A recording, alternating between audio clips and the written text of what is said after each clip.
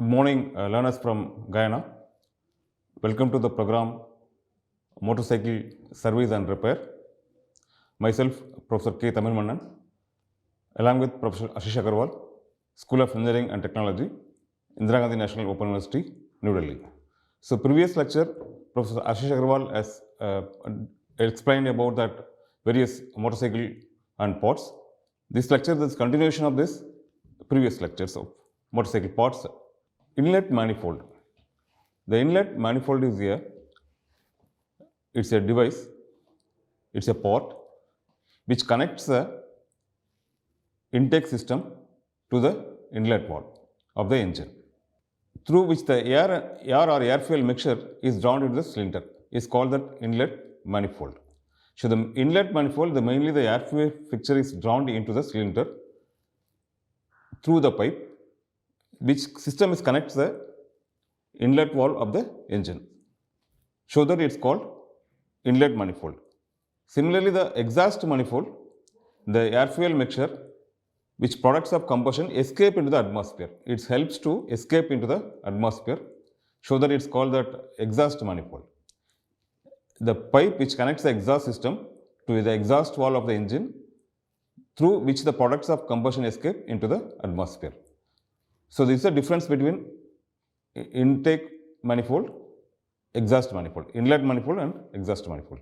So, inlet manifold, it's the air fuel mixture is drawn into the cylinder, but here it's the products of combustion escape into the atmosphere. It's from this engine cylinder, so that it's called exhaust manifold.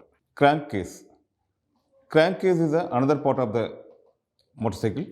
It connects the engine cylinder. Mainly the crankcase is split into two parts, such as crankcase and left crankcase. So its figure shows that right crankcase and left crankcase. The purpose of crankcase is supports a kickstarter spindle, crankshaft, main shaft and counter shaft. This all parts has been supported by the crankcase. The right and left of the crankcase are shown in the figure. Now we are going to discuss about the lubrication systems. The figure shows how that lubrication is supplied to the engine parts. These arrangements consist of the oil pump, crankcase, oil galleries and lubricants. The lubricant is meant to lubricate the engine moving parts, and it also cleans the moving parts of the engine. This figure shows that oil pump in the bottom side, the oil, then its oil filters, then its various engine parts. That its oil gallery which collects the oils, then its various motorcycle parts, crankshaft, camshaft, connecting rod, piston. So all are it's connected as in the systems, so that when that oil pump is supply the lubrication to the various engine parts through the oil filter. The oil filter it's filter the various dust particles from the oil. Then it goes to oil gallery. From the oil gallery, it's supplied to the lubrication to the various engine parts. So this is the system of lubrication. How the system works. Why should we go for lubrications? What's the need of lubrications? How in what way it helps to the motorcycle parts? Mainly that it's lubricate the various parts of the engine. Previous figure shows that how the lubrication is supplied to the various parts. Also, it's a supplementary function of lubrication is to cool the various engine parts as well as clean the engine parts. It's multiple purpose. Also, it's prevent the engine parts from rustings. So, continuous supply of the lubrication, the rust has been avoided, so that it's prevent the engine parts from the rusting. Also, it's provide the sealing of combustion gases from entering into crankcase. So, its lubrication is act as a sealing component, which helps to prevent the combustion gas to enter into the crankcase. It also damp down engine noise. It's by using the lubrication, it's reduce the noises, engine noises, so that vehicle can run smoothly without noise. There are different types of lubrications are used in this motorcycle and motorcycle parts. Mainly the lubricant is a material which circulates through the lubrication network to provide the various lubrication points. Lubrications are mainly classified in three categories such as liquid, semi-solid and solids. Liquids, we know that it's liquid oils and used in the engine lubrication systems, and semi-solids, grease such as grease are used as semi-solids. These are type of lubricant are used in chassis lubrication systems. Solid such as graphite and mica, these are the solid lubricants which is used in the types of lubrication system are used in the journal bearings as well as springs in the motorcycle parts. Also some fluid oils also used in the as a solid lubricants. In the liquid lubricants, oil in a how the oil is used as a lubricant. Oil can classified as according to the sources as animal, vegetable and mineral oil. These are three types of sources from the oil. We can obtain the oil from that animal, vegetable as well as mineral. So the minerals are mostly used in the lubricating automotive engines because they have most of the desired qualities and simultaneously they are available economically and cheap also. So its availability as well as cost wise also it's cheap. Its availability also it's most of the its situations it's available. So that the mineral oils are mostly preferred for using the motorcycle lubrication parts. What's the need of lubrication? Why should we go for lubrication? The function of lubrication is to decrease the friction. Mainly it's decrease the friction between the direct contact of the rubbing surfaces. So that friction, once the friction is reduced, also the heat is reduced, also the noise of the vehicle has been reduced. It makes a layer between the adjacent surfaces. So that between the adjacent surfaces provide a smooth functioning, smooth surface. Also, its ability to keep two surfaces apart depends on its various properties. The various properties such as the properties of lubricant is a viscosity. What is viscosity? Viscosity is the property of lubricant which is measurement of the internal friction of the lubricating oil. So, the internal measurement of the lubrication oil is called that viscosity. The viscosity of an oil is specified in time, in terms of seconds, taken by the given quantity of oil to flow freely through a standard size hole at the given temperatures. The viscosity index. This viscosity index is one of the properties of the lubricant. So every lubricant thins out when its temperature increases. When the temperature increases, the lubrication is thins out. When the gets heavier temperature of decreases, but the changes does not occur the same rate of every lubricants. This is called the viscosity index.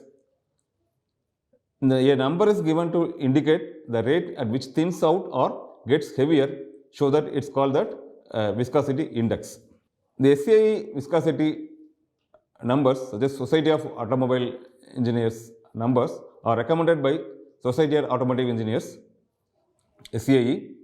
The range of viscosities within which falls at the given temperature determines the Society of Automotive Engineers viscosity number of any lubricating oil. So that the viscosity of index numbers is prescribed by the Society of Automotive Engineers such as SAE 10, W30, SJJA, SOMA lubricating is the mostly used for the motorcycles. This SAE number which is given in that SAE 10, W30, SJ, JASO, lubricating oil is mostly preferred for the motorcycle. The SAE is mostly prescribed these specifications. The lubricating oil is following the SAE grade. Ranges are generally available in the markets. So the multi-viscosity grade oils are shown in that figure. The SAE range are 10W to 20, 20W to 30, and 20W to 40, and W to 30, and 5W to 20. These are the various SAE grades available in the market. The oil grades can be used according to the capacity of the vehicle. There are types of lubrication systems. We have the lubrication system we can apply to the engine as well as chassis. So that the two different types of lubrication system are used in the motorcycles. So one is the engine lubrication system, another one is the chassis lubrication systems.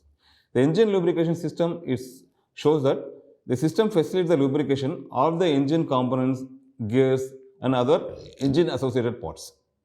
So that this engine lubrication system is concentrate only on the engine associated parts to provide the lubrication to the all engine parts. But chassis lubrication system, it's mainly it consists of outer body parts which are lubricated from the outside of the body, so that this chassis lubrication is concentrated only on the chassis of the motor vehicle. It means that it's outer body of the motor vehicles. This is the engine lubrication system. In bottom shows that the cylinder lubrication oil.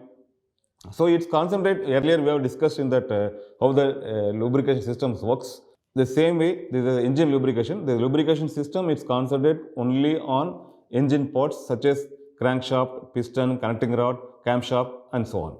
This is only concentrating only the engine part, so that it's called that engine lubrication systems. So how that engine lubrication systems are functioning? The oil from the oil pump into the distribution chamber. It's finally the oil in the oil pump is pumped into the distribution chamber, where it is divided into two parts. Earlier we have shown that figure is the low cylindrical lubrication and upper cylindrical lubrications. The one part enters with the right crankcase, covers flow into the centrifugal rotors. Due to centrifugal action, the impurities are collected at the periphery. By applying the centrifugal force, the impurities has been collected and clean oil goes only the crankshaft to the crank pin. So that the various dust particles are collected and filtered, then its clean oil only goes to the crankshaft to the crank pin. Through the opening either side of the connecting rod at crank pin area, the oil flows up and lubricating the pistons, piston rings and piston cylinder liner, etc. The second part of oil goes through the one of studs to the cylinder head, hence it goes to the camshaft and come out the small holes on the cam lobe area. So one part is concentrating on that pistons and piston rings and piston cylinder line, etc. So another part is concentrating on cylinder head and camshaft holes in the cam lobe area. So the oil comes out of the double pin which has been sprocket installed in it. This oil lubricate the cam chain also. This figure shows that chassis lubrication which covers the outer body of the vehicle. So the chassis lubrication system is concentrated only the outer parts of the motorcycle. Next, the cooling system. What is cooling system? What's the need of a cooling system of the motorcycle? What's the necessity of the cooling systems? Basically, the cooling system is designed to remove the heat generated in the cylinders. Mainly the purpose of cooling system is to remove the heat generated in the cylinder. It means that the cooling system is designed to remove the part of heat generated inside the cylinder that may be harmful to the engine parts. So, if more heat generated in the engine cylinder, it's harmful to other engine parts. So, other engine parts may failure or some causes occurs.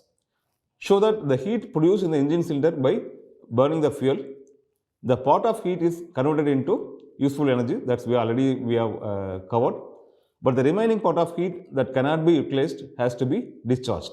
So the remaining part exists, the part of the heat which is not required for the combustion, that has been properly discharged. So in that case, we need to be apply the cooling systems from the engine and surrounding parts.